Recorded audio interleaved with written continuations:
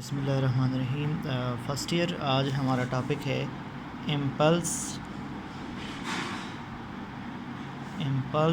And change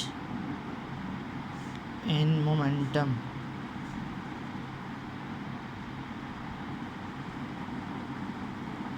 impulse and change in momentum, ये हमारा topic है। एक्चुअली आपने जो मोमेंटम का टॉपिक पढ़ा है उसमें हमने क्वांटिटी ऑफ मोशन की बात की। अब एक अलग टॉपिक इम्पल्स है।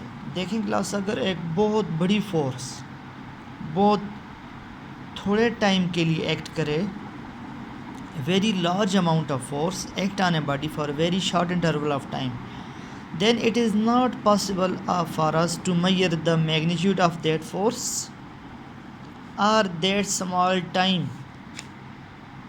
अगर कोई बहुत बड़ी फोर्स बहुत थोड़े टाइम के लिए एक्ट कर रही है तो ना तो हम फोर्स को मेजर कर सकते हैं और ना उस टाइम को मेजर कर सकते हैं। जैसे रोड पे चलती हुई गाड़ियों की आपस में जो कोलिजन है, एक ट्रक ने किसी दूसरी गाड़ी के साथ कोलिजन की, उस वक्त टाइम कितना है स्टॉप वाइज से हम इतना स्मॉल टाइम नहीं फाइंड कर सकते और फोर्स को भी फाइंड नहीं कर सकते।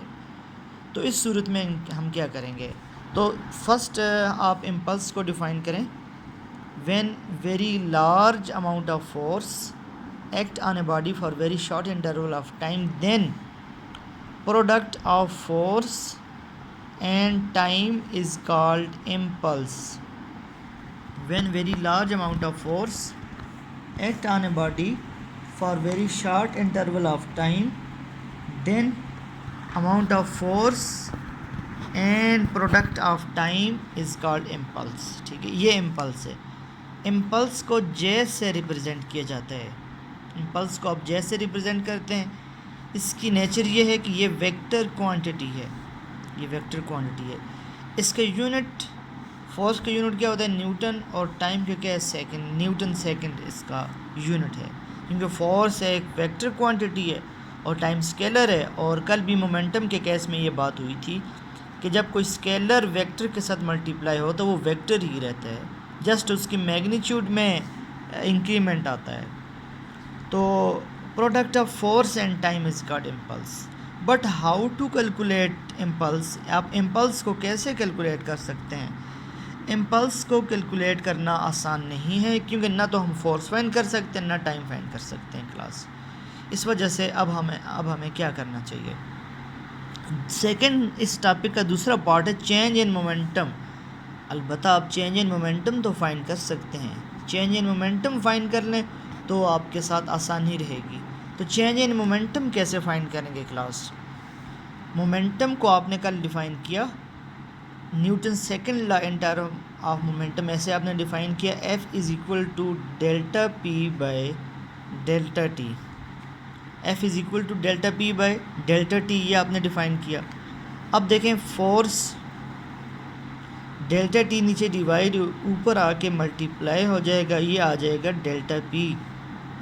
आप इसको इक्वेशन नंबर 1 कहें, इसको इक्वेशन नंबर 2 कहें। Force multiply by delta T is equal to impulse, force multiply by delta T is equal to change in impulse.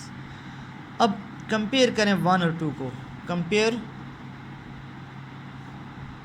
Equation 1 and equation 2। Equation 1 और इक्वेशन 2 को आप कंपेयर करें तो क्या आएगा? इसकी भी वन साइड है फोर्स इंटू टाइम, इसकी भी वन साइड है फोर्स इंटू टाइम, तो दूसरी साइड यानी बराबर आएगी। Impulse is equal to change in momentum. लिहाजा हमारे पास इक्वेशन ये बन गई, impulse is equal to change in momentum. Impulse is equal to change in momentum. Impulse और चेंज इन मोमेंटम आपस में बराबर हैं। अब इस रिलेशन से हमें क्या फ़ायदा हुआ? इम्पल्स और चेंज इन मोमेंटम आपस में बराबर हैं, हमें क्या फ़ायदा हुआ?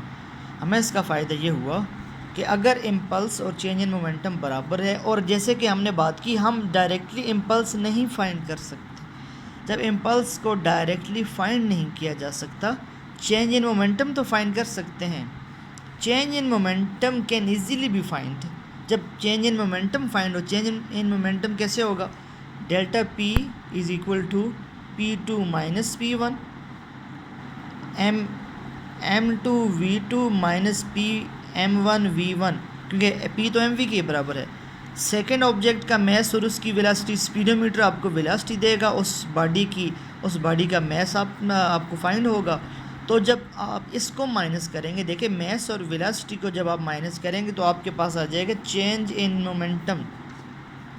जब चेंज इन मोमेंटम फाइंड हो जाएगा उस वक्त चेंज इन मोमेंटम चूँकि बराबर है इम्पल्स के, तो वो आपका इम्पल्स का आंसर आ जाएगा। तो चेंज इन मोमेंटम से आप इम्पल्स का रिलेशन फाइंड कर सकते हैं।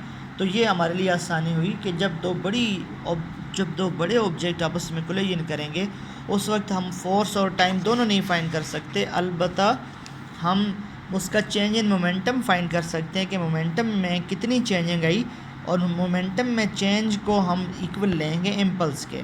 देखिए इम्पल्स बिल्कुल मोमेंटम के बराबर है, जो नेचर मोमेंटम की है वही इम्पल्स की। मोमेंटम वेक्टर क्वांटिटी है, इम्पल्स भी वेक्टर क्वांटिटी है। मोमेंटम का यूनिट न्यूटन सेकंड था, इम्पल्स का यूनिट भी न्यूटन सेकंड है, और जस्ट एज सिम्बॉलिकल रिप्रेजेंटेशन का इनका डिफरेंस है। तो इसी के साथ ही लॉ ऑफ कंजर्वेशन, हम जो मोमेंटम है आप इस रिलेशन से वो भी देख सकते हैं कि कैसे मोमेंटम कोलिजन कैसे मोमेंटम डील करता है मुख्तलिफ जो है हमारे पास कोलिजन है उनमें। Law of conservation of momentum का मतलब ये है कि मोमेंटम, टोटल मोमेंटम कंजर्व रहता है, टोटल मोमेंटम हमेशा कंजर्व रहता है। फॉर एग्ज़ाम्पल अगर आप बुलेट से फायर करते हैं, वो बुलेट जितनी फॉरवर्ड डायरेक्शन में जाती है तो बैकवर्ड डायरेक्शन में गन चली जाती है, तो लिहाजा टोटल मोमेंटम जो है वो कंजर्व रहा, कांस्टेंट रहा।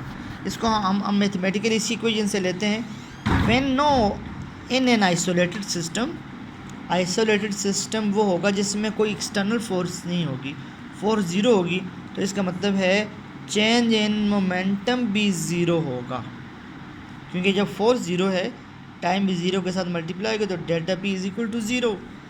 देखें delta P is equal to zero का मतलब है there is no change in momentum, momentum में कोई चेंज नहीं है। ऐसा नहीं कि मोमेंटम ज़ीरो है, चेंज इन मोमेंटम है P F minus P I is equal to zero. P F ये तरफ माइनस इस तरफ आके हो जाएगा प्लस हो जाएगा।